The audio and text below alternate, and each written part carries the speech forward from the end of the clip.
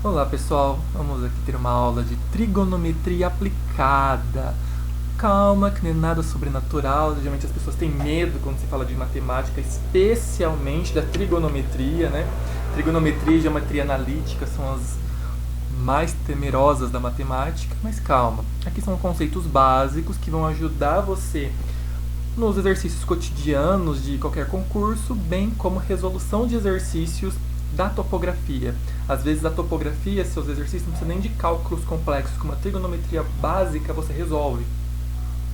Assim como vários cálculos da topografia, são necessários conhecimentos trigonométricos, porque você está medindo distâncias. Então, rever trigonometria é fundamental para continuar o curso de topografia. Então, só para relembrar um pouco de histórico, um pouco de teoria, a trigonometria ela vem do grego, significa trigon, que é triângulo, e metria, que é a medida, ou seja, é a medida do triângulo, é a parte da matemática que estuda os triângulos. E surgiu da necessidade de medir distâncias inacessíveis. Lembramos que os gregos tinham muita facilidade, muito desejo em querer descobrir as coisas, principalmente em calcular as coisas. Talvez porque não era obrigatório, né? Então aí era mais legal fazer matemática. Não que ela deixou de ser, né, gente? Mas eles queriam calcular e muitas coisas não tinham. Como o Aristarco de Samos, que ele calculou as distâncias que separavam a Terra, a Lua e o Sol. Para isso, ele considerou que os três corpos celestes eram circunferências, eram esféricos, ou seja, em nenhum momento pensou que a Terra era plana, e usou medidas de ângulos de triângulos retângulos. Então ele foi o primeiro a aplicar trigonometria em um cálculo de grandes distâncias, no caso na astronomia. Tá? E a gente sabe que a trigonometria ela foca no triângulo retângulo. Quais são os lados de um triângulo retângulo? Primeiro, o que é um triângulo retângulo? Ele é a metade de um retângulo, concordam? Então, todo triângulo retângulo tem que ter um ângulo de 90 graus e dois ângulos agudos, certo? Tem que ter um ângulo alfa representando aqui. E temos as faces A, B e C. Cada face dessa tem um nome, dependendo do ângulo, aqui depende da referência. Ou é do ângulo alfa aqui, ou do outro ângulo aqui em cima, que eu nem marquei. Então, para a gente conhecer, primeiro, o meu A sempre é a hipotenusa. Ah, professor, a hipotenusa sempre é o lado maior? Não obrigatoriamente. A hipotenusa sempre é o lado oposto ao ângulo reto. Então, se 90 graus está aqui, o lado oposto dele é a hipotenusa, a famosa hipotenusa. Já os outros, tanto B quanto C, são catetos, certo? Aí nós temos o cateto oposto e o cateto adjacente. Qual é qual? Depende da referência. O meu referencial é o alfa. Então, tá vendo que B é um cateto oposto ao ângulo alfa? Então, o B é o cateto oposto, certo? E o lado C, a face C, não está adjacente ao ângulo alfa? Então, temos que o C é o cateto adjacente de alfa. Tudo bem? Então, o único que não muda sempre é a hipotenusa. Porém, se esse alfa estivesse aqui desse outro lado, aí C seria cateto oposto e B cateto adjacente. Tudo bem? Tudo depende do referencial. E através disso, nós temos as razões trigonométricas. Se é razão, tem uma divisão, certo? Nós temos as razões seno, cosseno, tangente. Temos cossecante, secante, cotangente, mas não vamos entrar nessa área ainda, não é necessário. Só com seno, cosseno e tangente dá para trabalhar a topografia. Então, o que seria o seno do ângulo alfa? Sempre, ó, de quem? Seno de quem? De um ângulo, que é o ângulo alfa.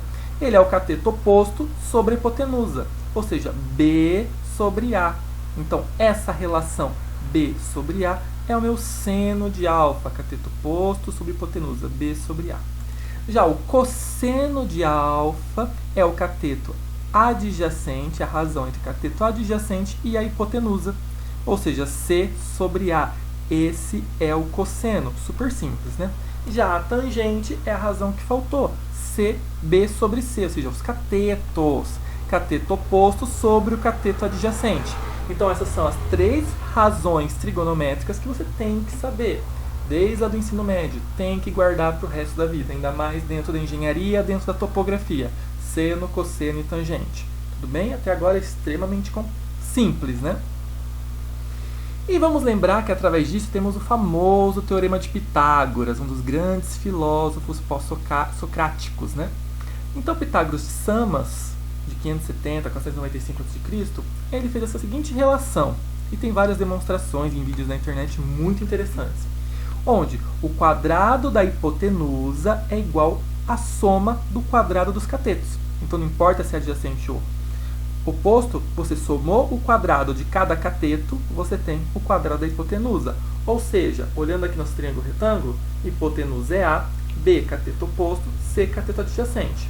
Então, A ao quadrado, ou seja, hipotenusa ao quadrado, é igual a cateto ao quadrado mais cateto ao quadrado. Se você fizer essa relação, dá certo, sempre, tudo bem? E isso é utilizado eternamente na nossa vida, né?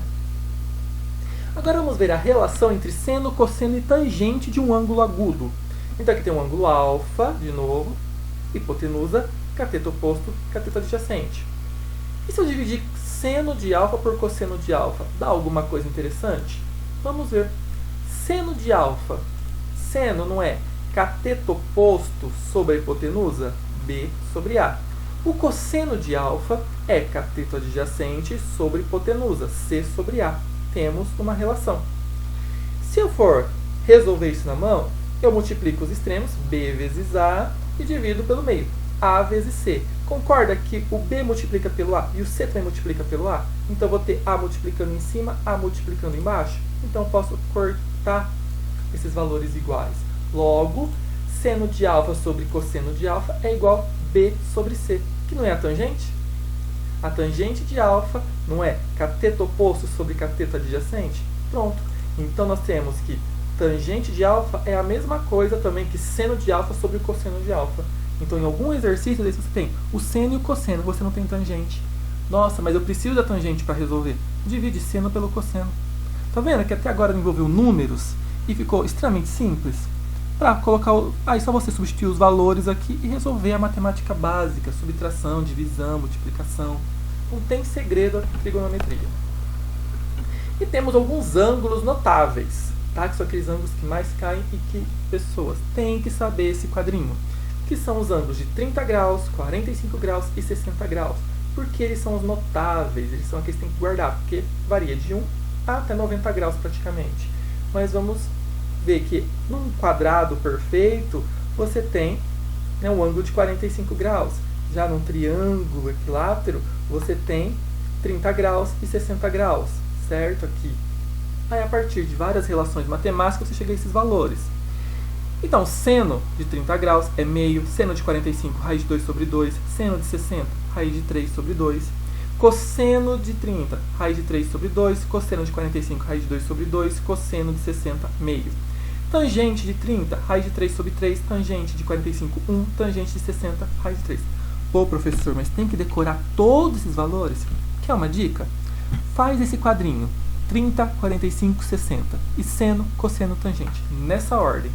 O que você coloca na primeira fileira aqui do seno? Divide tudo por 2, tá vendo que tudo está por 2? E depois segue a ordem, 1, 2, 3, certo? E coloca raiz em todos os numeradores. Raiz de 1 é 1, não muda. Raiz de 2 fica raiz de 2, raiz de 3, raiz de 3. Viu como é simples? Então, divide tudo por 2, coloca 1, 2, 3 e a raiz. O cosseno é o inverso. Tá vendo que o cosseno é o inverso do seno? Então, divide tudo por 2 e vem 3, 2, 1. Coloca a raiz. Mas, professor, e a tangente? Não tem essa sequência. Lembra, a tangente não é seno dividido pelo cosseno? Você divide meio por raiz de 3 sobre 2. Raiz de 3 fica por baixo, você racionaliza, você tem raiz de 3 sobre 3. Raiz de 2 sobre 2, raiz de 2 sobre 2, dá 1. Né? Ele por ele mesmo. E raiz de 3 sobre 2 sobre meio, dá raiz de 3. Porque você vai dividir meio por meio, sobra só raiz de 3. Entenderam como é simples? Então, no seno, coloca todo mundo dividido por 2 e 1, 2, 3. Cosseno, todo mundo dividido por 2, 3, 2, 1. E coloca raiz em todos os numeradores. E na tangente, divide seno pelo cosseno e você tem a tangente. Tá bom? É bem simples. E você vai fazer tanto exercício que você acaba guardando, né? Tem algumas relações, tem ângulos complementares. Aqui eu troquei, coloquei o alfa aqui em cima, tá? Então agora C é cateto oposto e B é cateto adjacente, mas a hipotenusa continua sendo A. Claro, se aqui é 90, concorda que esses outros dois somados tem que dar 90? Porque a soma dos ângulos internos de um triângulo tem que dar 180? Então, se aqui é alfa, aqui é 90 menos alfa. E a gente pode ter uma relação. Então, seno de alfa é C sobre A, cateto oposto sobre hipotenusa. Qual que é o cosseno de 90 menos A? O cosseno dele não é cateto adjacente, que é C sobre A, seja a mesma coisa. Então, o seno de alfa é igual ao cosseno de 90 menos alfa. A gente acabou de ver ali nos ângulos notáveis. Então, seno de alfa igual ao cosseno de 90 menos alfa, do outro ângulo. E o cosseno de alfa, que é B sobre A, é igual ao seno de 90 menos A, BA. Tudo bem?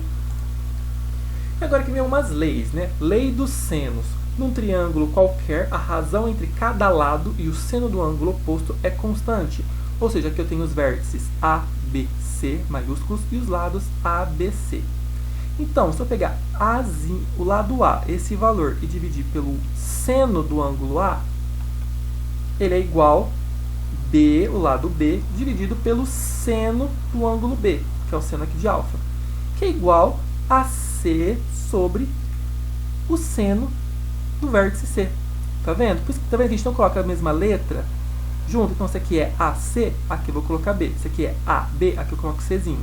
Tá bom? Então, o lado sobre o seno oposto a ele sempre vai ser constante. De todos, então, para A, para B e para C.